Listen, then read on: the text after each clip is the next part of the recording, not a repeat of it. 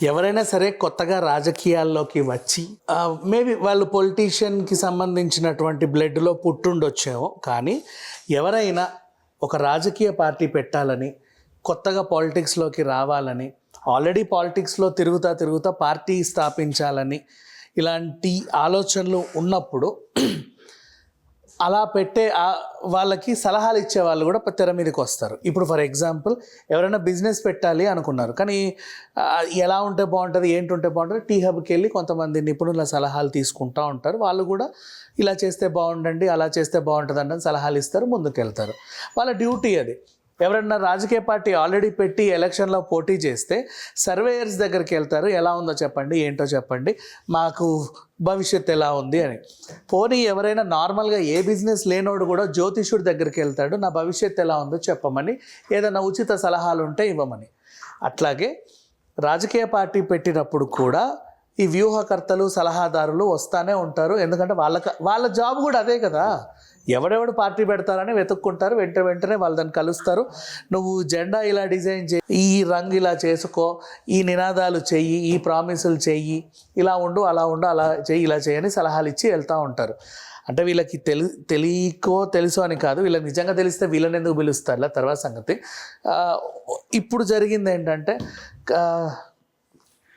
కవిత గారు, కేసీఆర్ గారి కూతురు, ఈవిడ మా కుటుంబంతో నాకు విభేదాలు ఉన్నాయి, మా పార్టీతో నాకు సంబంధం లేదు, మా నాన్న స్థాపించిన పార్టీ నాకు అక్కర్లేదు, మా అన్నతో నేను మాట్లాడట్లేదు, నేను ఎప్పుడు మూతి తిప్పుకొనే ఉంటాను అని చెప్పేసి కొత్తగా రాజకీయ పార్టీలోకి చేరింది. రాజకీయ పార్టీ పెట్టాలనుకుంటున్నట్టుగా తనకంటూ ఒక ఆలోచన ఉన్నట్టుగా ప్రకటించుకుంది. ఇకపోతే ఇలాంటి ప్రకటన చేసినప్పుడు ఎవరైనా సరే, ఎక్కడైనా సరే రాజకీయ వ్యూహకర్తలు కానీ, సలహాదారులు కానీ వీళ్ళ దగ్గరికి వస్తారు, లేదా వీళ్ళు కూడా వాళ్ళని అప్రోచ్ అవుతూ ఉంటారు. ఇప్పుడు తాజాగా ప్రశాంత్ కిషోర్ గారు అంటే అందరికీ తెలిసిందే. వైఎస్ జగన్కి 2023లో సలహాలు ఇచ్చాడు, అంతకుముందు కేసీఆర్కి సలహాలు ఇచ్చాడు, ఇప్పుడు మన విజయ్ పార్టీ పెట్టాడు కదా, ఆయనకి సలహాలు ఇచ్చాడు. అలా సలహాలు ఇస్తూ వెళ్తున్నాడు. ఈ టైంలో అనుకోకుండా ఈ మధ్యకాలంలో వరుస భేటీలు కవితతో జరుగుతున్నాయి అనే విషయం తెలిసింది. దీని గురించి చర్చించుకోవాల్సినంత అవసరం ఏం లేదు. ఆవిడకి ఏదో ఉత్సాహం కొద్దీ పార్టీ పెట్టాలి అనుకుంది, దానికి తగ్గ చిల్లర కూడా ఆవిడ దగ్గర ఇబ్బడికి ఎంతో పదో పొరకో ఉంది. అలా జనాల్లోకి వెళ్దామని అనుకుంది. సరే, ఎలాగో జనాల్లోకి వచ్చాను కదా, మళ్ళీ మీ నాన్నకో పార్టీ, నీకో పార్టీ ఉంటే ఎటేయాలో ఒకటి అర్థం కాక మేము సతమతం అవుతున్నానండి. అయితే మాకు నువ్వే కావాలి లేదా మీ నాన్నే కావాలని, అసలు మేమే కావాలని అందరూ ఆలోచిస్తున్నారు. కాబట్టి వాళ్ళని నేను నా వైపు తిప్పుకోవడానికి నేను జనాల్లోకి వస్తున్నాను అన్నట్లుగా ఒక భ్రమలో వీళ్ళు ముందుకు వెళ్తున్నారు. అంతమించి ఇంకేమీ లేదు. కావాలని ఎవరు రావాలని ఎవరు కోరుకోవట్లేదు. బయట ఉన్న మార్కెట్లో మాత్రం ఇదే జరుగుతూ ఉంది. బట్ మరి వీళ్ళకంటూ కొన్ని ఆశలు ఉంటాయిలే, తప్పే ఉంది. అలా రాజకీయాల్లోకి వచ్చి కొంచెం ముందు తిరుగుతూ, అటు తిరుగుతూ, ఇటు తిరుగుతూ ఉంటే అదే పనిగా వార్తలు వస్తున్నాయి. ఇకపోతే ఈ వార్తలు కూడా మీకు ముందే చెప్తున్నా, కావాలని ప్రెస్ మీట్లు పెట్టి వీళ్ళకి పదో పొరకో ఇచ్చి రాయించుకుంటారే తప్పితే వీళ్ళ వెనకాలే పెన్ను పేపర్ పట్టుకొని ఎప్పుడెప్పుడు ఎక్కడికి వెళ్తారా, ఎప్పుడెప్పుడు ఏం చేస్తారని రాసుకునే అంత ఇది కూడా ఎవరికీ లేదు, క్రిస్టల్ క్లియర్గా చెప్పాలి అంటే. సో కవిత గారు పార్టీ పెట్టాలనుకున్నా, ఆ పార్టీకి ఎవరైనా జాతీయ స్థాయిలో ఉచిత సలహాలు ఇచ్చే వాళ్ళు వచ్చి ఈవిడకి ఉచితంగానో లేకపోతే దేనికైనానో సలహాలు ఇచ్చినా అక్కడ ఒరిగేది మాత్రం ఏమీ లేదు. ప్రాంతీయంగా తెలంగాణ నుంచి ఒక పార్టీ వచ్చింది.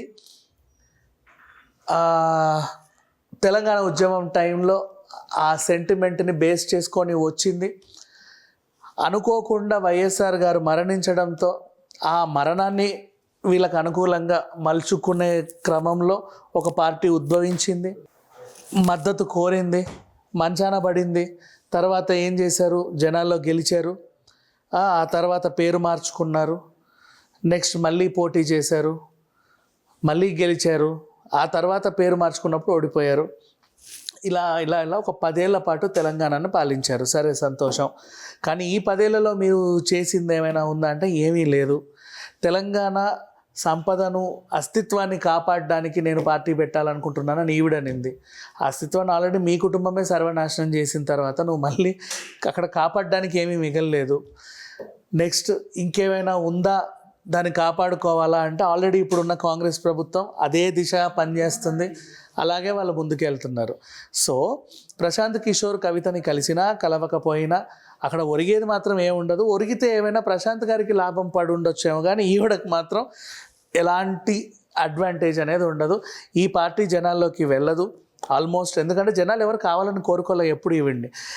ఒక అసెంబ్లీ ఎక్స్పీరియన్స్, ఒక మంత్రిగా కొంచెం ఎక్స్పీరియన్స్, జనాల్లో కొంచెం ఎక్స్పీరియన్స్, ఇట్లాంటివి ఏమైనా ఉంటే పోనీ ఇవేవి లేకపోయినా ఎంత కాదనుకున్నా పొలిటీషియన్ బ్లడ్ కాబట్టి వాళ్ళలాగా ఏమైనా డెలివరబుల్స్ డెలివరీ చేయగలిగితే రాజకీయాల్లో అది కూడా కొద్దో గొప్ప పైకి వచ్చిన వాళ్ళని చూసామే. కానీ గోల్డెన్ స్పూన్తో రాజకీయాలకి ఎంట్రీ ఇచ్చి ఊరికే దేశం మొత్తం నన్నే కోరుకుంటుంది అన్న భ్రమలో బతికేసి పార్టీ పెట్టి చేతులు కాల్చుకున్న వాళ్ళు చాలామంది ఉన్నారు. అదే జాబితాలోకి ఇది కూడా చేరుద్దేమో అని అనిపిస్తుంది. Thank you so much.